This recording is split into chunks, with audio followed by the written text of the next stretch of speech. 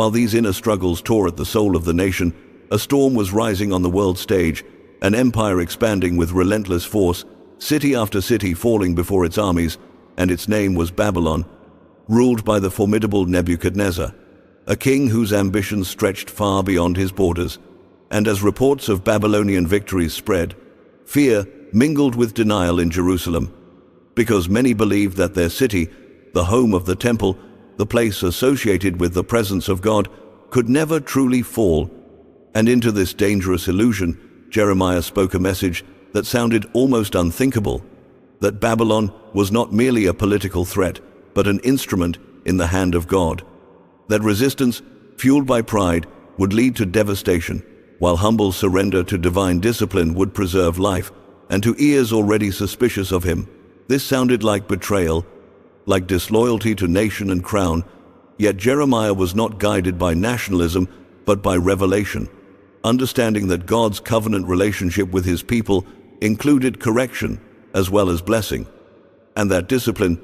though painful, was a sign not of abandonment, but of persistent love.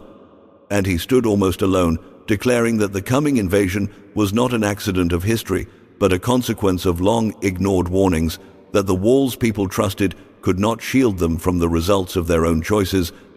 And still, many preferred the soothing voices of other prophets who promised swift victory and divine protection without repentance, clinging to comforting lies rather than humbling truth. While the shadow of Babylon grew larger on the horizon, a living symbol that the time for decision was ending and the harvest of years of spiritual compromise was about to be reaped, the anger of the officials had been building like pressure behind a sealed door, because every time Jeremiah opened his mouth, he tore down the illusions they worked so hard to maintain. And when fear spreads through a city, leaders often look for a voice to blame, someone they can silence in order to feel in control again. And Jeremiah became that target, accused of weakening morale, accused of betraying his own people simply because he refused to declare victory where God had declared discipline. And so they seized him, not with careful justice, but with the rough hands of men who had already decided the verdict, beating him, humiliating him, and finally lowering him by ropes into an old cistern, a pit meant to hold water but now holding only mud, thick, cold, and suffocating. And there he sank, inch by inch, the sludge pulling at his legs, the darkness closing in, the air heavy with the smell of damp earth and abandonment. And it would have been easy in that place to believe he had been forgotten by everyone, by the city he tried to save, by the leaders who should have listened, even by God himself, because obedience had led not to honor but to a slow and lonely death. And yet, this moment reveals something profound about faith,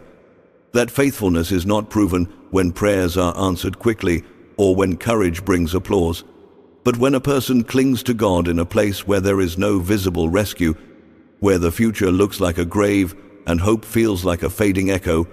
And still Jeremiah did not curse God or deny the message he had been given,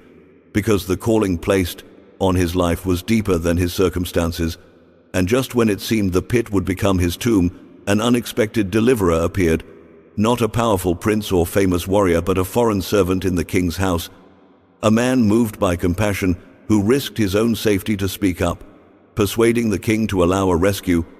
And with old rags and worn cloths placed under Jeremiah's arms to ease the pain of the ropes, they pulled him out of the mire, a small act of mercy shining like light in a very dark hour, showing that God's care often comes through unlikely hands, that even when systems of power fail, individual courage can still reflect divine kindness. And Jeremiah emerged from the pit, bruised, exhausted,